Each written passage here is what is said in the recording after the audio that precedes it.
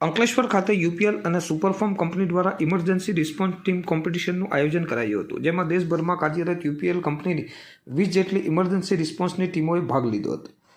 અંકલેશ્વર જીઆઈડીસીમાં આવેલ GIDC sports complex ખાતે યુપીએલ અને સુપરફોર્મ કંપની દ્વારા ઇમરજન્સી રિસ્પોન્સ ટીમ કોમ્પિટિશનનું આયોજન કરાયું હતું, જેમાં દેશભરમાં યુપીએલ કંપનીના યુનિટોમાંથી 20 જેટલી ઇમરજન્સી રિસ્પોન્સની ટીમોએ ભાગ લીધો હતો.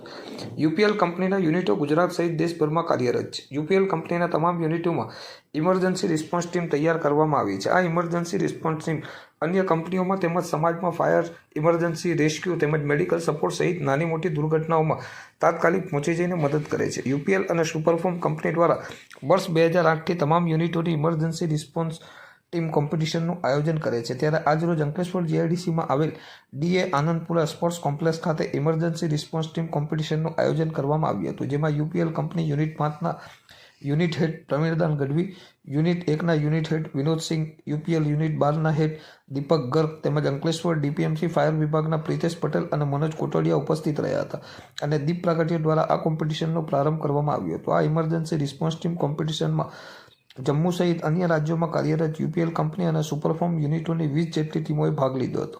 ખાસ કરીને વાપી યુનિટની મહિલા ટીમોએ પણ આ કોમ્પિટિશનમાં ભાગ લઈ પોતાનું કૌશલ્ય બતાવ્યું હતું. ભાગ લેનાર તમામ ટીમોએ આગ, ઇમરજન્સી રેસ્ક્યુ તેમજ મેડિકલ સપોર્ટ સહિત નાની મોટી દુર્ઘટના અંગેની કામગીરીની कौशल्य दर्शाव्या था. मैं चार्मी लाड, हम वापी जीआरएफ से आए हैं. ईआरटी कंपटीशन में अंकलेश्वर में आयोजित किया गया है. इस बार पूरी कोशिश है हम ये चैम्पियनशिप जीत के ही जाएंगे. આજે યુપીએલ તરફથી અને સુપરફોર્મ કંપની તરફથી ઈઆરટી કોમ્પિટિશન રાખવામાં આવેલી છે.